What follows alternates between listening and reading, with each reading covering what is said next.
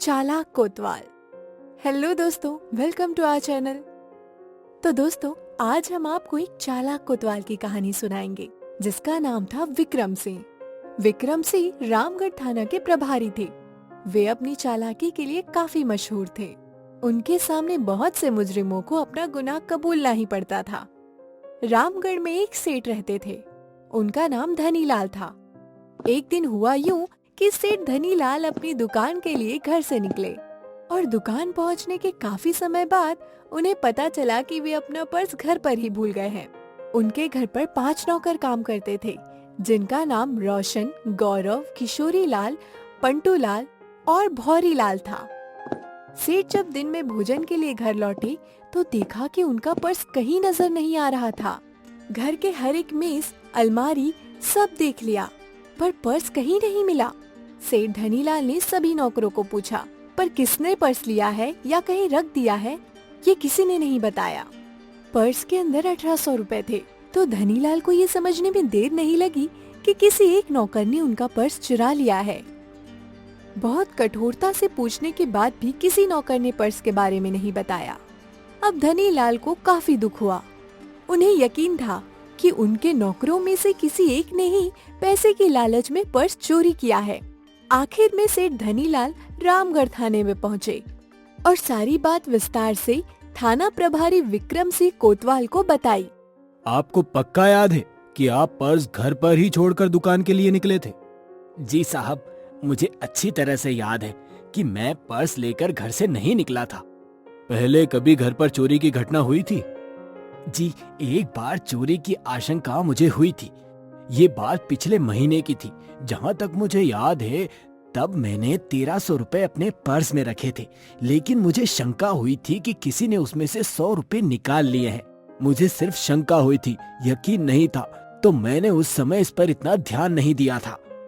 कोतवाल विक्रम सिंह ने 5 नौकरों को थाने बुलाया और पर्स के बारे में पूछताछ की, लेकिन किसी भी नौकर ने पर्स के बारे में नहीं बताया। विक्रम सिंह को लगा कि ये लोग सरलता से अपना जुर्म नहीं कबूलेंगे। कोतवाल विक्रम सिंह ने एक युक्ति निकाली। अपने एक हवलदार को बुलाया और कहा, प्रीतम सिंह, मेरी अलमारी में जादुई धागा है, वो निकाल कर लाओ। प्रीतम सिंह ने कोतवाल विक्रम सिंह के कहे अनुसार एक धागे का बंडल निकालकर मेज पर रखा। विक्रम सिंह ने फुटपट्टी लिया और नाप के 1 फीट के 5 टुकड़े काटे। नौकरों की समझ से बाहर था कि क्या होने वाला है। विक्रम सिंह ने 5 नौकरों को संबोधित करते हुए बोला कि देखो, ये जादुई धागा है। ये टुकड़े 1 फीट की लंबाई के हैं। आप सब एक एक टुकड़ा अपने पास रख लो। जिस किसी ने भी चोरी किया है उनका धागा 1 महीने के अंदर 1 इंच लंबाई में बढ़ जाएगा।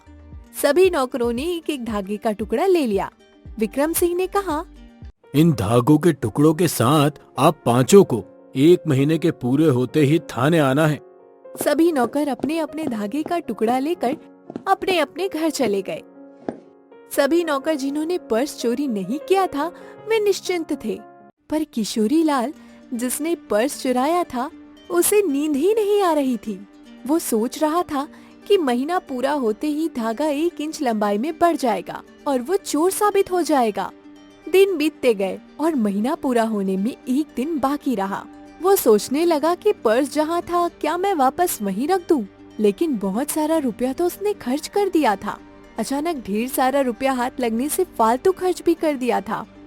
उसकी समझ में नहीं आ रहा था कि अब क्या करूं। तो किशोरी लाल को एक ख्याल आया कि क्यों ना मैं धागे को 1 इंच काट दूं।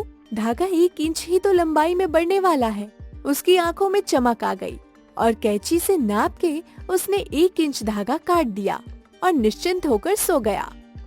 महीना पूरा हुआ और सभी नौकर आदेश अनुसार रामगढ़ थाने में आए और अपने अपने धागे कोतवाल विक्रम सिंह के मेज पर रख दिए। किशोरी लाल ने बाकी 4 नौकरों के साथ अपना धागा देखा तो फटाक से कोतवाल विक्रम सिंह के पैरों में गिरकर माफी मांगने लगा। साहब, मुझे माफ कर दो। पैसे की लालच में मैंने ही पर्स चुराया था। तो दोस्तों, कैसी लगी आपको आज की कहानी? उम्मीद है बेहद पसंद आई होगी। तो जल्दी से हमारे चैनल को सब्सक्राइब करें, बेल आइकन को ऑन करें और वीडियो को लाइक और शेयर करना ना भूलें। धन्यवाद।